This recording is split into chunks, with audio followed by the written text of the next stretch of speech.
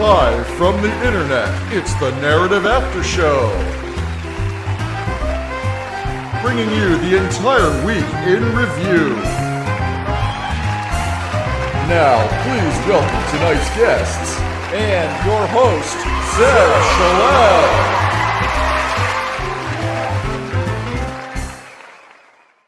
There you go. That's the new after show opening. It's full of built-in applause and all of that for the fabulous Greg Olear, who's with us tonight, and Rachel Bitecofer. How are you guys? They came back for a little extra applause because they liked us so much. Whew, that was our big new open.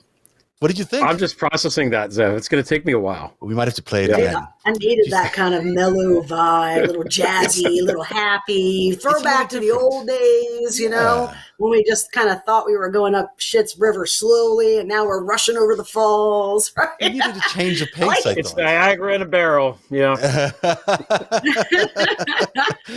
But, you know, I had all these composite pictures of all these fabulous people that come on the show, like yourself, Greg, and Rachel, and I trapped you in the logo so you could never escape.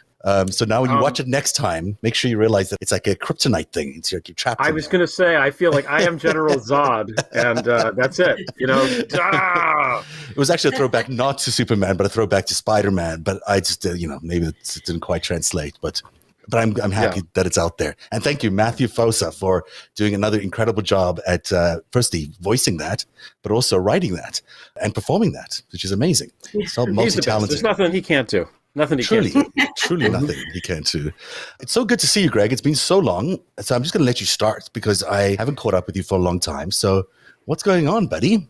You know, this has been a kind of a crazy week, you know. There's a lot of, I guess, what you would call news that happened or didn't happen. I guess it's one of these hurry up and wait kind of things where there's so many smoke signals that it feels like the entire mountain is on fire, but we haven't seen fire yet. And I don't know. What I wanted to do is first say hello, Zev. Thanks for having me back on. Rachel, nice to see you and nice to see everybody watching. You know, I want to pull back for a minute. Lately, I've just been thinking about how this time period is going to be looked at, like in the big picture. And, you know, by historians 50 years from now, or let's say there was somebody that came down from a different galaxy and was reporting on stuff that was happening. How would that entity perceive the things that are happening? And what's happening is that we are not living in a democracy. We're living in a rigged, quasi-fascist system right now. And I don't think that we even kind of realize it. But the last little while, things have gotten really, really bad. And I'm just going to throw out some examples. You know, Mitch McConnell and the Republican senators not allowing the vote on the voting rights thing, bill, which is something that literally everyone in the country should want. The voting rights bill was going to make Election Day a holiday. It was going to make it easier to register. It was going to get rid of a lot of the onerous voter ID bullshit that they try to do to screw people. It was going to cut down on wait times in lines. You know, anything that they can do to make voting easier is what they were trying to do. So anybody that believes in democracy, any small d Democrat should be absolutely for this. And not only were we denied the right to vote, we were denied because of their bullshit, let's not do the talking filibuster. They didn't even get to go out there and explain why it is that they were opposed to this. We just assume, and we know what it is, because they don't fucking want everybody to vote, because they are fascists. And when you are an unpopular party and your entire platform consists of giving rich people more money and letting everyone else literally die, because that is the Republican Party platform right now. You know, that's what it is. Rich people get money. Everyone else can literally fucking drop dead, including the people that vote for them. The people that vote Republican, the non-rich elite people that vote Republican are the ones that they hate the most. That's okay. So that's point one. This is a political party. One half of our two-party system is just like basically fuck you, die. That's their platform, right? Yeah. Wasn't that a Donald Trump Jr. thing? Like, if fuck you, die. Yeah. That is now the platform. And the media, they still haven't fucking figured this out. It's been 5 years of this shit. They have not figured out that one party, all they want to do is kill us all. And they just treat it like this is a Talleyrand, you know, whenever that was. That's not what's happening. This is encroaching fascism, and it's fucking here. That's point one. I'm sorry, Richard. No, dude. Oh, no. Oh. Okay. After Rachel's my fine with this. and I'm not going to jump in for but 1 second. That's I'm just gonna fine. say, after my week, Greg, freaking stick it right in my veins, dude. Go. Okay, good. I don't want to like bogart the joint here,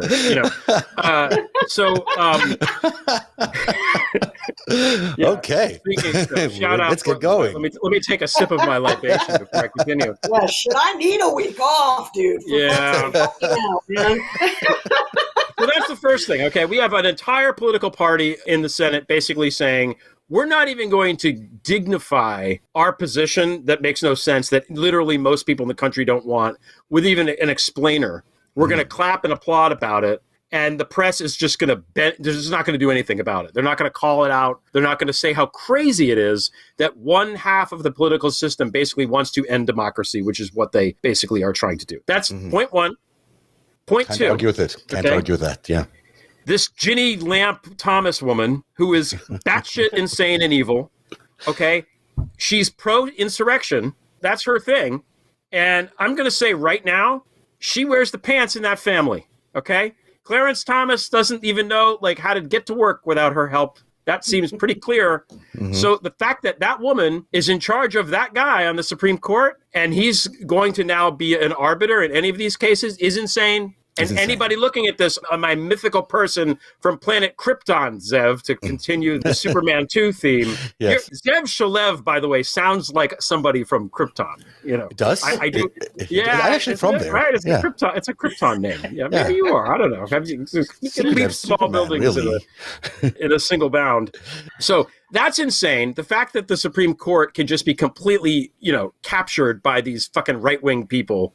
Obviously captured to the point where one of our good senators, Sheldon Whitehouse, is constantly trying to explain to people, hey guys, the entire Supreme Court has been captured by these dark money forces that, by the way, we're not allowed to know who they even are. And why do they not want us to know who they are? Because it's not fucking American money. That's why. Okay. I'm going to say that they're all taking foreign money. They're taking money from Russia and China and God knows where else. And until they prove to me that they are not, I'm going to assume they're foreign fucking assets. And that's why they don't want us to know where the money comes from. Koch brothers? Nah, I don't know. Maybe not. Maybe it's Mogilevich. Who the fuck knows? So that's wrong too. That's bullshit. That's anti-democratic. Okay? Now, also, Tucker Carlson, again, the most popular host on Fox fucking News, once again wants to go to Hungary and fluff Viktor Orban. Right. Viktor Orban is a fucking dictator, A. B. He is a bagman for Semyon Mogilevich. He's literally a guy who works for the Russian mob, who's a dictator running a country. And Tucker's like, hello, dictator. Let me get on my knees, dictator, for the Russian mob. I don't know how much more obvious it can be who Tucker Carlson, whether he's getting paid or not, who he's working for. Yeah. Because he's doing the work of those people, of his whore masters in Hungary and in Moscow. That's who the guy is. And if he's doing it, then Rupert Murdoch is too. Okay. Yeah. So we have this conservative media is run literally right now, as best as we can tell, by forces that are more loyal to the Russian mafia than they are to the democracy that we have here in the United States. Yeah. And finally, as if all that wasn't enough, I won't even talk about Putin and the Ukraine business. You can take as much time as you want to talk about anything you want. You go right ahead. Okay, the Ukraine thing is, and I do have one more after this, but the Ukraine thing is ridiculous. They had nuclear weapons. They were like, we'll give up our nuclear weapons. You'll protect us, right, United States? And we're like, yes, we will. And then Russia invades Crimea, and we're like, oh, we're going to sanction 5 people. And now, he's doing this is like Sudetenland shit.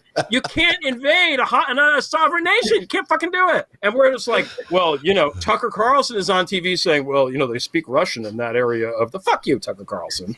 The guy's a straight up propaganda. So these guys are all, whether they're getting paid for it or what their motives are, I don't know. But they are doing the work of a hostile foreign power right now. All of them.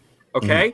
Murdoch, Tucker Carlson, Mitch McConnell, and all those fucking assholes in the Senate that didn't allow a vote on this thing. Ginny fucking Thomas and her idiot husband, and the rest of the captured Supreme Court. They're all dark money forces that have nothing to do with democracy. And finally, this is the last point. This is the thing that really hit me like over the weekend, right? Yeah. You know, the Electoral College, okay, is such a fucked thing. The Electoral College exists to appease slave states. That's why it's there. It is a way to circumvent democracy. It's a way to circumvent the rule of the people. And usually it works out, but the last couple of elections it kind of hasn't. And it's by design because these fuckers know that they cannot win a popular election because most people don't like them. Most people don't vote Republican because the Republicans, again, to go back to the first point, they want us all to die. Okay, that's what they want. And I don't know, most people, thank God in this country, most people are smart enough to realize, hey, the party trying to kill me, I'm going to vote maybe for the other guys, even though I don't like the lady that sent the emails. I'm going to vote for the party anyway. So they're trying now. What happened in 2020 is Trump lost. He got his fucking ass kicked. 7 million fucking votes. That's a lot of people. That is an ass kicking. That is an annihilation. That's not close. It's not a close election. There's nothing stolen. The fact that these lawyers, that these people that belong to a bar association can sit around a table and be like, let's figure out how to lawyer this to make our guy win is so fucking fascistic, anti-democratic. They should be thrown out of the fucking bar. Anybody that participated in this should never work in law again in this country. How dare you, John Eastman? How dare you, Rudy Giuliani? How dare you, Boris, whatever the fuck? How dare you sit around and contemplate these fascist, anti-American things? You're supposed to be for the Constitution. That's why you're a fucking lawyer. It's insane. So this figure from a different planet is going to look at all of this and look at all of us walking around like, well, you know, everything, I don't know, the Electoral College, and be like, why the fuck are these people not in the street? This is insane. The will of the people is being subverted by a bunch of old white guys who somehow don't have COVID for some fucking reason. I don't know why. That's all. Get Greg some more kryptonite tonight, please. That was good. Sorry. Well done. Yeah, very, very nice. Yeah, very nice. I really needed that. And I feel like anybody that I brought in needed that too, trust me. Yeah, I mean, listen, you're so right on every single thing, except maybe the truth is, you know, it's not just fascist, it's also racist. And maybe some people are just kind of okay with racism.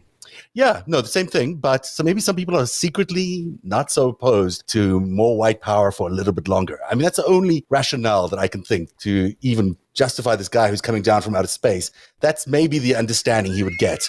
The only reason. Okay, so here he is with his notebook saying, oh, okay, so somebody looks slightly different and therefore you're going to do all the, They're going to say, well, you know, different type of a planet. They come from different, you know, that kind of thing. So if they were justifying it that way, but that's terrible. But you know what I mean. Metaphysical shit you got going on. Yeah, but Rachel, this is the first time you've heard Greg rant, and it's a treat, as you can tell. But do you want to respond to any of that?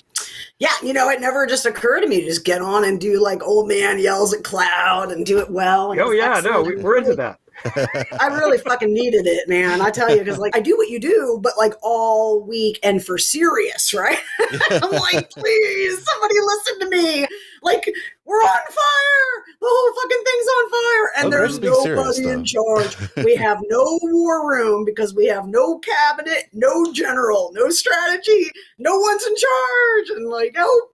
You know, so like Operation Fire Alarm has been going all week. And yeah, but I mean, you're absolutely right. It's fascist as fuck. I mean, it's happening in plain sight. If anyone lives to write the history books 50 years from now, Greg, because I've spent about a year now really deep diving, like how these like Democratic or Republican small r, you know, civilizations collapse, with a special look at like the few years before the big collapse, the takeover of the seas, right? I wanted to know what are these common features? Like, how can you disrupt this thing, right? The bad news is, like, all of that, average fucking person has no idea, right? So like the key to disrupting it is somehow getting the average person to even fucking know that's happening, because they don't even know. We've got the half tuned out people, and then you got the Fox people who are unreachable because their ecosystem is impenetrable, right?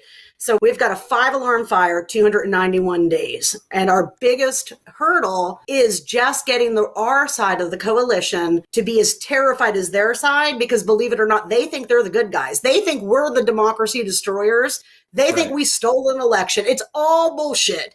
But they're drinking that Jim Jones shit pretty solid, and they want to kill us, right? So we have to beat them here and now, and they're going to be feeding like emotive shit right into their electorate. It's going to be all about clash of the civilizations, and we're just going to what? Go say, hey, I got you a bridge. Look at me. I'm great. Well, everyone agrees that democracy isn't working completely as it should right now. I think there's general agreement around the entire country, even though for completely different reasons, everyone's basically on the same side that, the democracy isn't working. So that's some point of agreement. And maybe we should stop debating democracy and actually just get on with actually doing what we need to do with fixing the country. Because, we're not going to fix the democracy problem anytime soon. The reality of it is they believe what they believe. We believe what we believe. And it's not worth fighting that fight again. I'm sort of tired of fighting it, We've been fighting it since 2016, and it's like screaming at nothing. It's like you get no response, or you get a response that's just ludicrous. So we should just stop debating this thing. Let's just talk about something else. If you can't,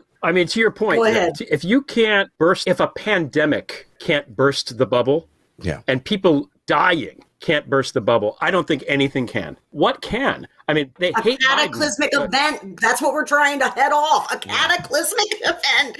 So I realize people are like tired and, they don't want to fucking deal with this shit. I get that, dude. But like the fact is, this shit's dealing with you, right? So you can go and tune out. You can say, this shit, I just can't stomach it anymore. I want to go and, I want to go out in the fields and the flowers in the spring, blah, blah, blah. That's fine. And, it's not like when we talk about democracy eroding, we're not looking at probably like some big bang moment. We're looking at things that most people won't notice until it's way too late to ever roll it back into the gate. That is a common feature from that underreaction of all these civilizations. And we are living in this moment.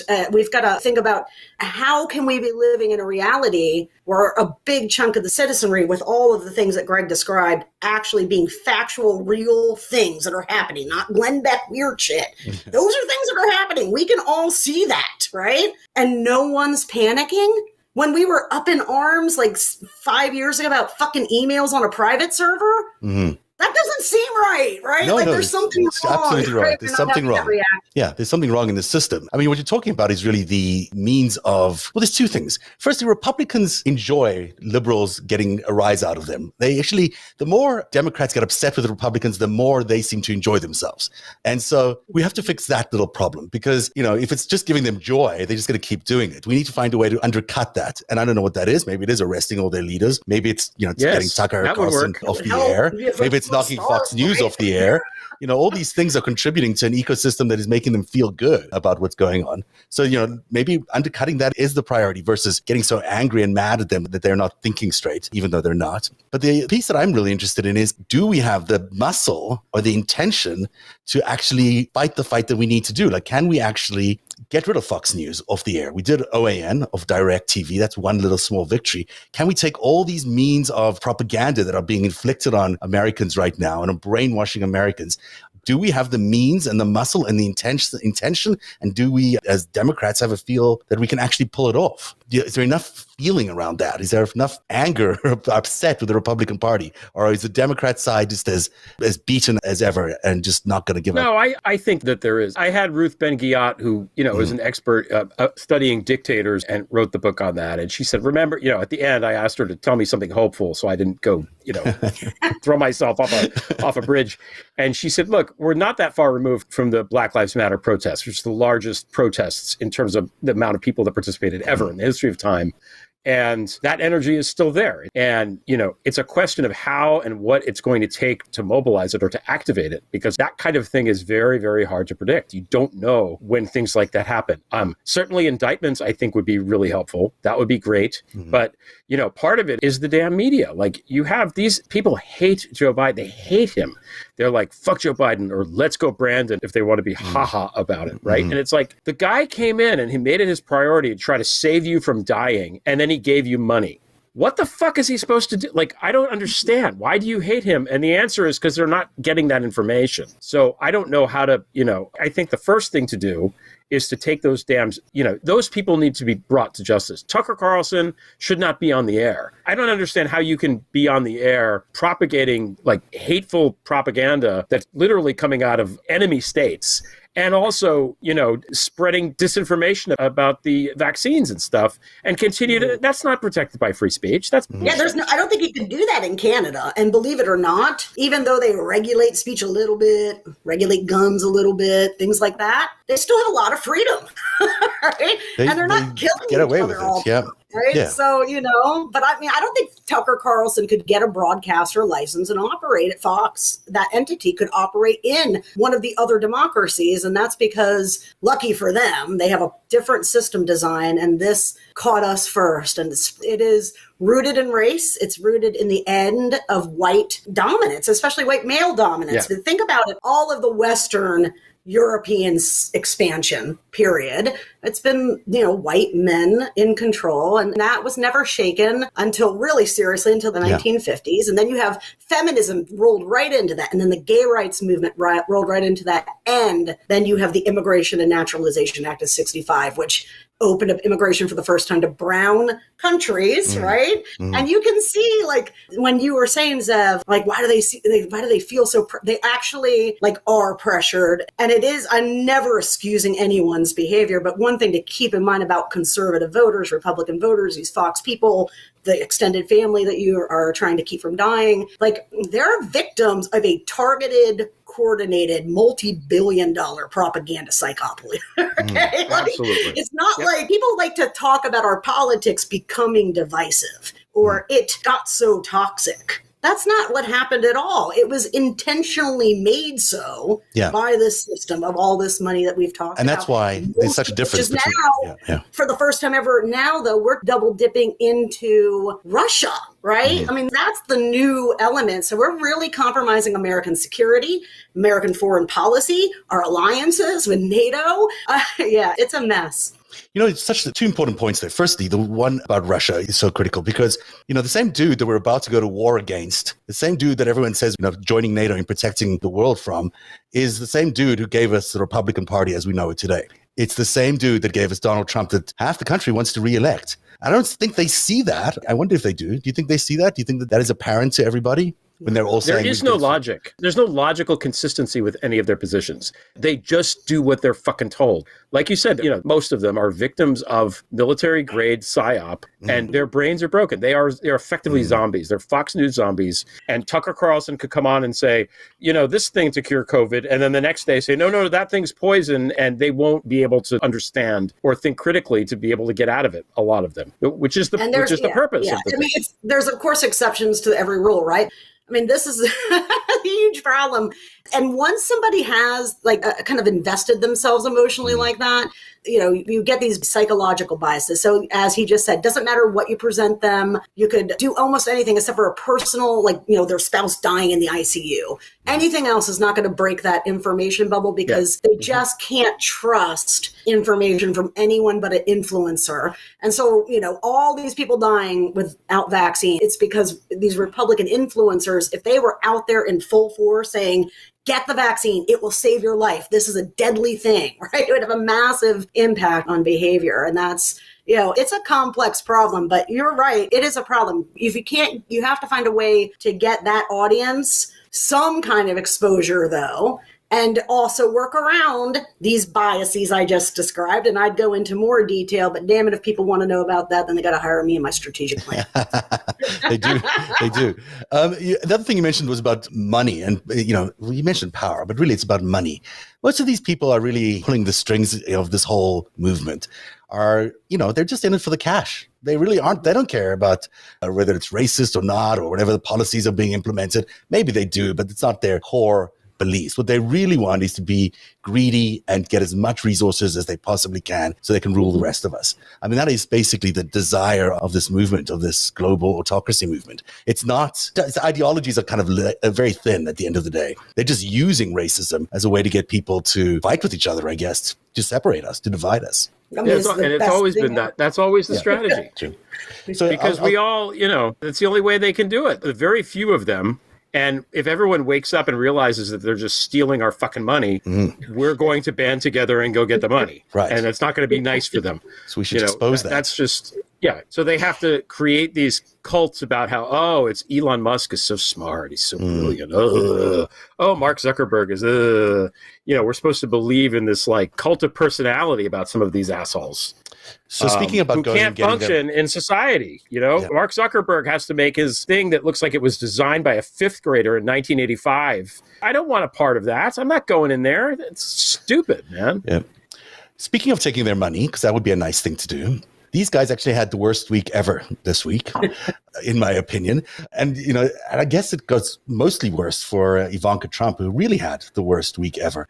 Because twice this week she got into a bit of trouble. So the New York Attorney General, as you know, Letitia James, has her eyes on both the Trump kids, all three Trump kids, but really Eric does nothing. So it's about Don Jr. and about Ivanka. And, when you actually read the entire document that she detailed, it's kind of fascinating. It's, I think, about $1 billion worth of fraud that they're talking about, which is a significant amount of money. I couldn't believe it when I actually, I'm terrible at math, but the little bit I could do, it looked a little like this. So you have...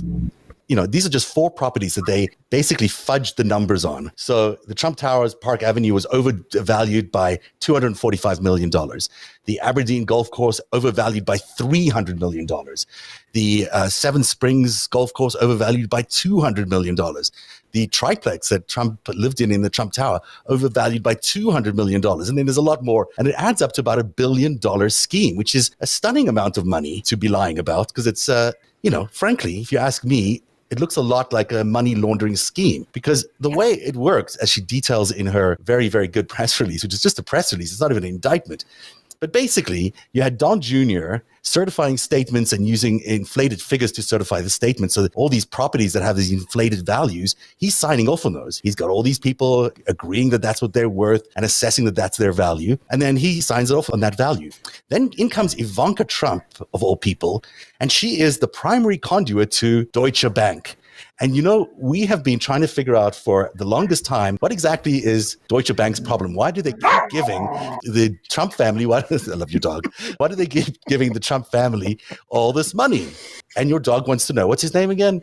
Oh, yeah. I've just got a total chaos, like a mom moment here. Like, son entered the room, let the 2 dogs in. It's going to be like, shit. Everyone wants to know the answer. Dog is not like Ivanka. I think that's it. They're getting mad at these Trumps, That's what I want to see. I want to see the anger about Ivanka. So Ivanka, who is, we've been wondering why is the Deutsche Bank giving all this money to the Trumps all these years? And maybe there's political reasons. Maybe it's Russia, which is involved with Deutsche Bank. Maybe it's the Israelis which are involved in Deutsche Bank. Who knows?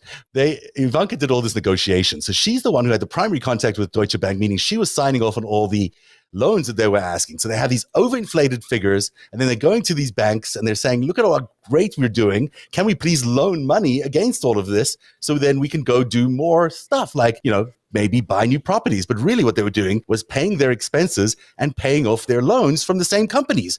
So it's basically a laundromat of sorts. It's a money laundering scheme that they were involved in that it looks like $1 billion worth of money laundering, as far as I can tell. You've got them both falsifying properties and the value of properties and services, and then using those valuations to get new loans in order to create a constant supply of dirty dollars, which is basically what they did. Could be that, the famous story of Donald Trump telling Ivanka that we're going past a homeless person on the street and she having some sympathy for him. And he said, we're worth less than he is, or something like that. That could be true, that the Trumps are actually worth a lot less than the average homeless person because there is so much debt. And all they've been doing is cycling this dirty money in and out through the Deutsche Bank and through their false valuations of these buildings is how they've been able to do that. That's kind of interesting. That looks damning to me, that whole bit of information she has gathered. I think Letitia James might be the person who actually brings them down. And it'll be good, I think, if somebody does. Specifically, if it's a black woman who does it, I think I'll enjoy that extra more. I would love for it to happen. My concern is that this is about math and people don't understand math. And obviously an indictment is an indictment, but something like that is complicated and hard for people to understand, maybe won't resonate. It's like lying to your credit card company. And probably a lot of people are going to be like, so what? The part that's going to make sense is, to lie to get money to then buy into other things. I think maybe if things come out of this that demonstrate that he's broke, and has always been broke, and that he's been living on credit. He's basically doing a balance transfer dance and has been for decades. On a large scale, yeah. Maybe if that's basically, incontrovertible evidence of that, maybe that punctures some of the mystique of him as being this rich guy, maybe. But yeah, I don't know. I don't feel like this is emotionally like, oh yeah, we're getting, again, I'm happy that they're doing it. I want him to go to jail. All of that stuff. I just worry that this is going to be written off or seen by their side as, oh, they're just, they're nitpicking. They're trying to find some little thing to hang him on. They're going to write off the whole insurrection, the whole coup plot. Well, I know. We can have them. I'm telling you, dude, long-term problems. So, I kind of see the world triage 22 November 8th and back, right? We have an opportunity because there's a wildfire and maybe we can stem it out, but then we got climate change and climate change problems extend to stuff like that. I mean, it's ludicrous. Think about that. Dude was stealing billions of dollars, and speaking on behalf of former broke people everywhere, whatever.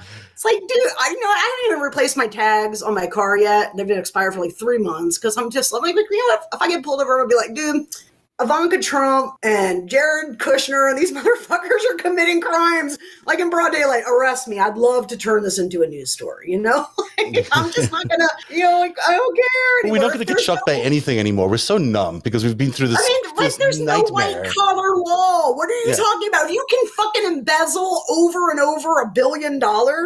And then, Greg's underwhelmed too, because his drums. Jesus. I don't know. I'm doing my best here to cheer you guys up, but I can't even get that. I'm not underwhelmed. Prove that you meant to violate a lot of these white collar laws. They would be shocked because in the lower class criminal code, right, their intent doesn't matter. Right? Yeah. If you get caught with something that's illegal, you're just fucked, right? Yeah, you're fucked. You don't get a second chances. To me, hell no, I want their asses dragged in by the Manhattan DA, indicted. I want those books I want the public record. I mean, it should require jail. They got people serving 6 months, 8 months, a year, 2 years for stolen checks. Fuck that. Exactly. I think this is a bigger deal than people realize. Even though we're so bored of the endless amounts of things that Trump may get arrested for, I actually think this one is legit because it's to the state laws, so it's not coming out of federal laws, and he does seem to be able to have some way to wiggle around the federal legal system. So because it's coming from New York State, there is very likely a prosecution that's going to happen. I mean, she's laid it out pretty clearly. They're going to have to testify. There's a district attorney that's doing an investigation parallel to hers. I just think that this could be a thing. I wouldn't dismiss it too much. And then I'd also say that this led to them cheating on their taxes. Then also undervalued everything when they were paying their taxes. So they basically got away without paying taxes for all of this all along. And that is, you're not allowed to do that, apparently, even if you're a billionaire. Yeah, you can't lie on your income. Yeah. Again, don't get me wrong. If this works out and they indict them, if for no other reason, then he can't run, right? I mean, let's disqualify these fuckers from running and fundraising then. If he can't run, he can't fundraise. And if he can't fundraise, he's fucked. Because I think he's just using the money to live, I think. At this point. Well, he's got all these assets that he's got to pay for all these loans. He doesn't even live anywhere. He's squatting at his golf course. He's not even allowed to live at Mar-a-Lago, technically. But he's there anyway. What are they going to do? He's a squatter loser, dude.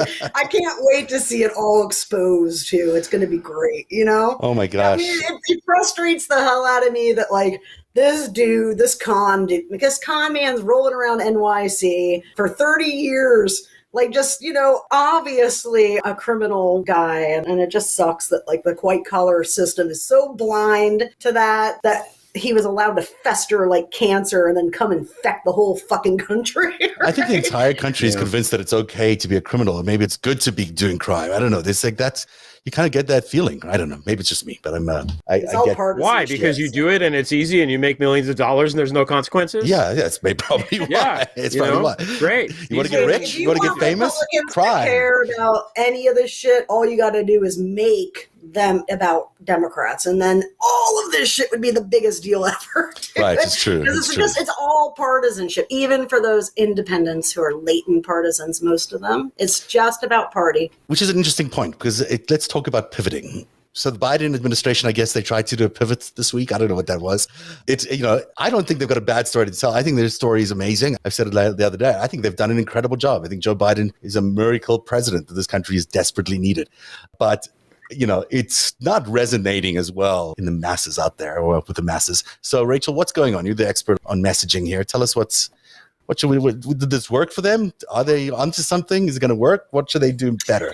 Well, they're locked. They're here because they're not here by accident. They made strategic choices that put them here. Okay. Mm-hmm. And those were based on whatever best advice. And that was, if you are too aggressive about pointing out you're not facing an honest opposition, how will you get that opposition to do anything with you? Right. And Biden had dreams of infrastructure and build back better, and he got infrastructure. It is a complicated dance for Biden. I mean, it's a complex decision to make because as you pursue each of those two goals, you're compromising the other. But I would have advised from the very beginning, from the inauguration on, to define expectations very low for at least manage the shit you can manage, which is your own side, right? And instead, there was just this, I have no idea, and I don't even know which answer would be worse. Naivety that they could do all this shit when they knew Joe Manchin Sinema aside, okay? Sinema's like a wild card, and she's, but just put her aside, because at the end of the day, you still have Manchin. The dude comes from a Trump plus 35 state, okay? He's a Democrat that faces a Republican electorate, not a Democratic electorate. So that's what his electoral calculation is. And, why didn't you start to roll? I mean, you can't come right out of the election gate and say, everything I said, not going to be able to do it, right? Yeah. But you got to let people down. And I don't know why they didn't manage expectations, especially once it became clear that they weren't going to get this honest dance that Biden wanted out of McConnell, So to me, that was a strategic mistake. It was advised, for those reasons. And, that's this probably conventional wisdom. But to me, it was never going to happen. They were never going to cooperate because what they are doing right now, like McConnell and McCarthy are probably right now having a martini, and they're clinking glasses because this is the week we found out that all their shit worked, right? Yeah. Democrats are pissed at Biden, moderates are pissed at Biden, and Republicans, of course, still hate him. And, they come into 22 with the one thing they need, which is a public that doesn't know shit about what's going on, except for Joe Biden sucks. He's not getting rid of COVID, and there's inflation, right? That's, at the end of the day, what our big problem is from that strategy. They really need to use the bully pulpit and rally a referendum effect against the opposition party, or we're all going to die. Yeah, they were governing huge majority landslide party, but they didn't have it. They just Thanks, Greg. I was like, this is my comedic. No, that was good. It was good. I liked that. I was laughing. We're all going to die. We're all going to die. It's funny. It's funny. When the punchline is, you're all going to die. Can I push back on one thing, though? Because I agree with everything you said. But the whole thing about Joe Manchin, the policies that Biden that are in those bills hold really, really high in West Virginia. And part of his job as the representative there to represent his state is to sell things that are good for his constituents. And he failed to do that. I don't buy that for a second about him. I think that's an excuse. I think that motherfucker with his yacht and his Maserati, he's a whore. That's all. He's just for the attention and everything. He's an ugly man physically, and he wants the cameras on him for some reason because he just wants to break lenses. I don't understand it. But I don't think that he's ever been above board. He's always been, which is also your point. You're not going to be able to work with that guy. Rachel, what do you think about Sinema? Because I think she's legitimately that's what I think. So my thing is strategy. That's what I do 24 hours a day. Study it, dissect it, invent it, whatever, right? And when you can't identify someone's motivation, that's usually bad, right? There's something going on there, right? And, as Sinema is now seeing in her polling data, if apparently no one ever explained this to her, if you're a member of one party in a swing state and you want to get maybe some of the conversion voters to vote for you, you still have to be a member of the party that you're in. You know what I mean? If you don't do that part, Like, get in trouble. And like her approval, dude, is 8 points in Arizona among Democrats right now. And I got to tell you, I'm going to mention this. I'm terrified because I think there's a chance that she might jump, because who knows? Like I don't think she ever set anything. I don't think she ever had a plan for any of this. I'm going to push back on that because I think that out of Arizona today, there was 2 stories that were interesting. One is that there's a real movement by her and her people to run for president. And she's seriously considering this, and it might seem ludicrous to us, but, she's not going to win the Senate seat. So maybe it's not a bad idea if she's going to do that. And she is a pretty centrist figure. So maybe there's a path there for her. I'm just putting it out there. I honestly think that I would get more votes than her, Zev. But that is honestly what's going on in her brain. And that is what's going on legitimately in Arizona in terms of what people are saying she is currently doing, is preparing for a run for president. Rachel, what do you think of that? One thing she is definitely not doing is behaving like 99.9% of elected officials everywhere, which is to single-mindedly seek and maximize re-election, right? Nothing that she did was strategically wise. And you really can see, it's really hard to ignore it because Mark Kelly, of course, is in the same state and doing the exact opposite thing. And, he's but maybe she doesn't want to be a losing, a senator in a lame duck Senate, and maybe she thinks she's got a better chance of being president. I mean, I think it's ludicrous, obviously. I don't think she's... Oh, yeah. If Biden doesn't run, then we should expect another 20-person shit show on the Democratic side. Yeah. If Harris runs, she'll be the front runner because she'll be, basically, Warren can't run. Sanders is going to be too old, and neither of them nobody else has any national name ID. So definitely Harris is going to have an edge on that. Mm-hmm. Most people will be like, who? Or does she run for the Republicans? All the way through the primary, all the way through. They'll never know who 19 of these people are, Could she run for the Republicans? If Biden has a heartbeat, he's running for re-election. There's no way he's not. That's what I'm saying. I don't know why, when you think about these rumors, right, that's conditioned on this idea that Biden's not going to run, which a lot of people are of that message I think he's for some reason.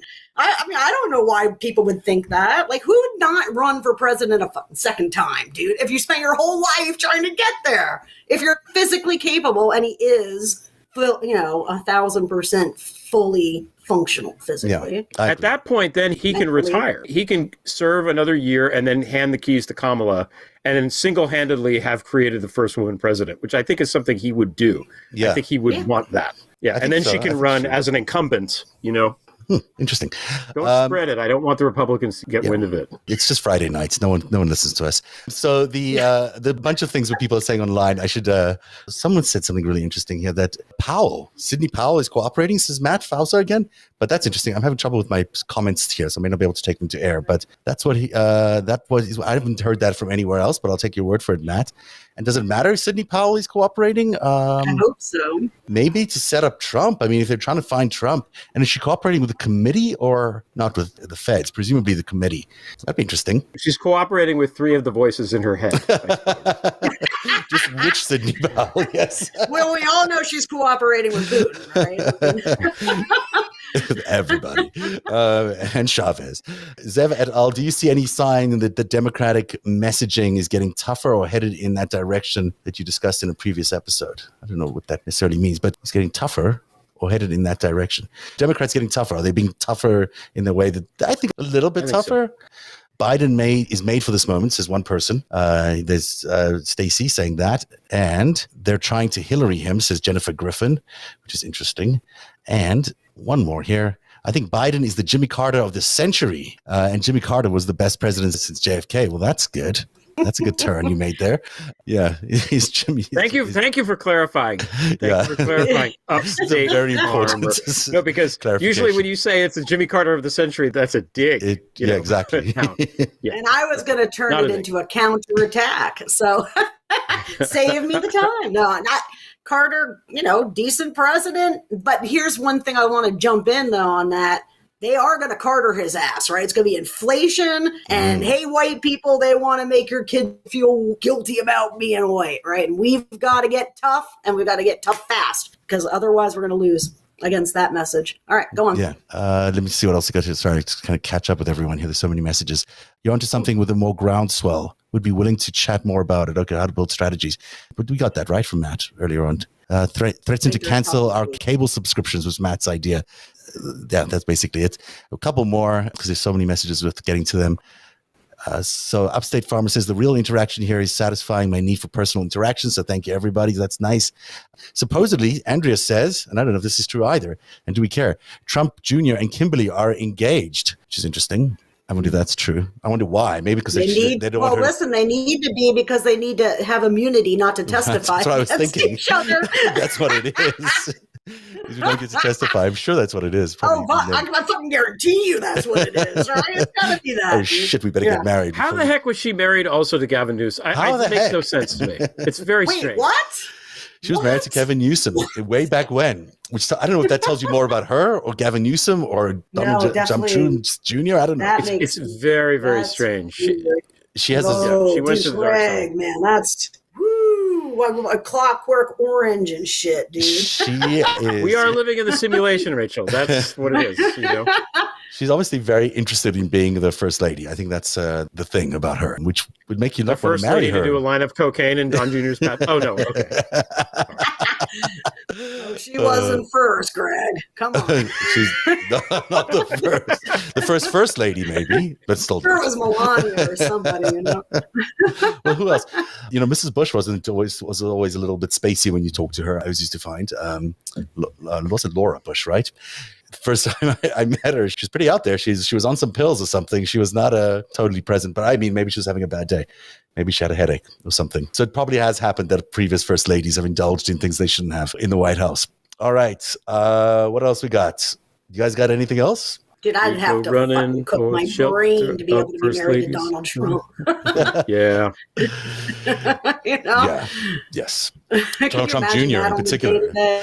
He's going to run, that guy, Donald Trump Jr. He's going to be there on the ticket. You know, it'll be. You guys all know. I mean, we heard him in cinema. He told all the evangelicals that turning the other cheek is for suckers. I mean, he literally said that to them. Yeah. What has Christ given us? Nothing. Dude, it was something, man. And you know what? They're going to be like, that's okay because partisanship is now stronger.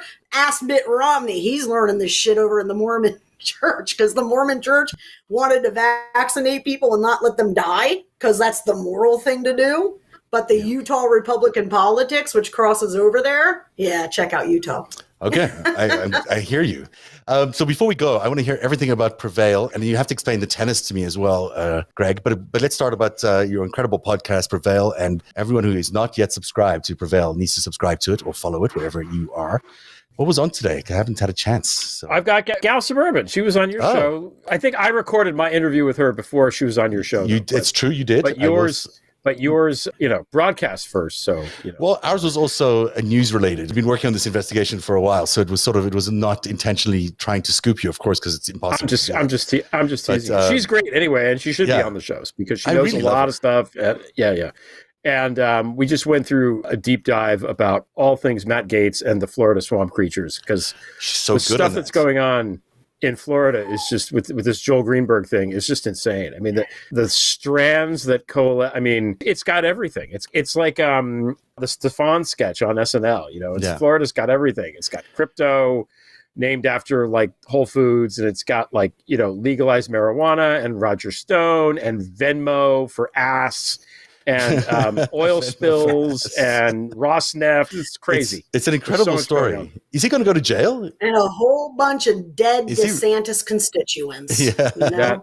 Yeah. Sadly, yeah. I think he's fucked. I think according to some of the things that are coming out, he through Greenberg paid underage women for. You can't do that. That's very, very bad. It's underage prostitution. Or DeSantis? Yeah. Again, that's alleged. No, not DeSantis. Not DeSantis. Gaetz. No, I'm talking about Gaetz. Don't give me DeSantis, the hope is that whatever happens, however this explodes in Florida, will be so bad and toxic that it hits DeSantis in some way. Because those guys all know each other. Yeah. Gaetz helped him campaign. He was on the transition team. He knew Joel Greenberg. Other characters involved with it also. And now you have Roger Stone sort of throwing DeSantis under the bus and saying Trump is great, DeSantis is a fraud, whatever he said. Weird fight that is suddenly. But maybe Roger Stone is trying to create distance between DeSantis and Trump almost as a preemptive strike because he knows what's coming. That's the theory. So who knows? I mean, we'll see. But what they did is bad stuff. I mean, they did bad things. So They sure did. I think Matt, I'm giving the fact that a listen. Everyone should give that a listen. That sounds like a really compelling podcast. I like it that you took it in a deep dive like that. There's so much shit going on. I can't keep up with it all, Greg. So next time I'm listening to a pod, I'm definitely going to listen to yours. Greg's is really good because he really does go deep into topics and it's fun. It's a good listen. It's not hard to listen to. It's very entertaining. And Gal's terrific, Gal Suburban. And I'm really interested in DeSantis as well, just from another perspective. Did you see that he put out a proposal that he was going to cut the number of districts with a majority black voters in half? He's actually going to do that. That's at least his proposal. That's crazy. That's crazy apartheid stuff. It's insane. I can't believe he's a fascist. Police force for elections, dude. Unbelievable. And no one does fascism better actually than Ron DeSantis, because unlike Trump, he's not functionally stupid. You know what I mean? And he's like in control of his psyche. So he's far more dangerous than Donald Trump could ever be. Yes. Yeah. Totally.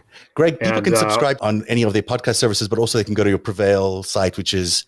on Substack. On Substack, you can subscribe there too. Yeah. Okay. I write Tuesday, Friday, and Sunday. And it's all good times. Rachel, you should sign up. It's a good one. And Rachel, where can people find you? I know you tell people about your PAC and about the incredible work you're doing in terms of shifting the message and advertising for this election and next election. Yeah, not just the messaging, the whole lift, right? So right now I'm running Operation Fire Alarm, which is just to remind people as a political scientist that's got a lot of training and a person that, everyone wanted to believe in 2018 when I said, hey, guess what? There's this thing called the midterm effect. It's fundamental. And there's this thing that's negative partisanship and everyone's going to be super jazzed. I'm going to show up. We're going to win a bunch of shit. Well, now it's the opposite, Greg. So I think a lot has changed since that Black Lives Matter moment in the summer. And the main thing is the person that sits their butt in the Oval Office. That's the thing that has changed. And unfortunately for us, not people on this show, obviously, or even on our Twitter timelines, but there are many millions who rolled back out of paying attention to politics, and they have really no idea that we're in this crisis at all. So our job now is to find them, make them terrified of Republicans taking over, and try to mobilize every person we can, independent, that will cast a ballot for Democrat, all the way down to Democrat to the polls. Because otherwise November's going to be a landslide. Do you think it's going to be a landslide for the Republicans? Or dude, right now? Yeah, listen, I don't bullshit people, right? Which is fine. We can't bullshit because we need to know the truth. The time for bullshitting has passed. It's been 50 years. They built Alec, that model build factory. They built that shit 50 years ago. It's been rolling out for 20 fucking years, dude. We haven't done anything. No Latino infrastructure, nothing. So I'm on 5-alarm fire because, when I set out to build Strike Pack, I thought, they need help with messaging. And I understood more than the layperson how much they're targeting in the voter file and voter behavior was antiquated and not what the GOP was doing. But I had no idea that, there's no one to call, right? So, imagine your house is burning. You know it's on fire, but there's no one to call. Right. That, at the top, there's no top to the tent, is what I'm trying to tell people. So that's what I'm running right now is Operation Fire Alarm. Hey, we are on track to lose about 25 seats in the House. We'll know that changes because the generic ballot will change. If the generic ballot doesn't change, that's not changing, okay? And it doesn't matter if we have good candidates here and there or whatever. That's the fundamental that we're going to be fighting that we all loved in 2018. And now we have to accept Israel. And therefore, we have plenty of time, got a great strategic plan, we've got all the shit we need built already. We just got to deploy it in the right way. And we can have a chance to head off this midterm effect. But our strategy, it can't be what it is now. It has to be centralized. It has to be focused on that midterm narrative, making people think and feel and fear the Republican Party. And it's a really heavy lift, but it's something that we've got to try to do. So how are we going to tell everyone the strategy? Are you going to come on the show and tell everyone, or how do people know what to do? Yeah, no, right now, what I've been telling people is I've got a lot of eggs in the air. And I'm just trying to make sure that the fire alarm gets rung early enough and severe enough, right? Because in Virginia, I was afraid about the same problem, right? You're going to get this midterm effect. People get so comfortable, though, in those years that Trump was in office. You have a system and it works. And so, like, why would you change the system, right? It's been working. And I'm like, well, because that system needed this catalyst event of being the out party. And you have to really kind of go to an effort to recreate that because they have a system that's based on that now, right? And so, the thing that worked for you in 2018 or 2020 is not going to work now. A lot of it is people just can't make that transition. It's so funny because we say we love data and science and reality, but we do a really good job of ostriching like the reality of electoral politics and what the GOP is doing to us when we're conditioning how to do our own electioneering. And it's a real strategic problem. But we got time to stop it. And that's what I spend all day trying to do. I hope we have time. It seems like it's a little short on time, but I hear you. And I'm glad someone like you is thinking about it. Any last thoughts for either of you tonight? Yeah. There's two things, though. Everything that Rachel said is true because it's definitely a 5-alarm fire. And we're going to be very fucked if we don't take this seriously. However, just to interject a little bit of hopefulness at the end of the show here. Two things. First, there's a very good chance that by the summertime, God willing, and the creek don't rise, the COVID numbers are going to be down again. I agree with you. People are going to start to be able to live and take off their masks and go to concerts and go to shows and go to sporting events and go out, and it's going to be fun. Maybe some of the infrastructure stuff is going to start, happening. So there's going to be some effect of that will be seen. And we're going to have testimony on the J6 Commission. Yeah. And that's a big wild card because we don't know. They might spend all summer and fall parading these assholes in front of TV every night, drilling home the message that the Republicans are bad and hopefully fascists. They will, but we have to be able to serve that up, Like if they serve us a ball, we have to hit the ball, right? Yeah. And right now, I'm telling you, there's nobody to hit the ball. There's no one standing at the plate. That's all I have to offer you. Well, there you go. That's hopeful. Give us some Churchill. What is Churchill saying over there? You can't see it. Hang on. Let me try to put you on a... He says, I've got nothing to offer but blood, sweat, tears, or blood, toil, tears, and sweat, right? And it's from World War II because like Churchill, his approach was, hey, guys, guess what? 5-alarm fire, all hands on deck. You think shit's bad now? Wait for it. We better get our ass in gear. That's a great way to end the show. Thank you, Churchill. Thank you, Rachel Bitecofer. And thank you, Greg Olear. It's so good to see both of you. We'll be back on Tuesday on Narrative. Thank you very much for being here this week.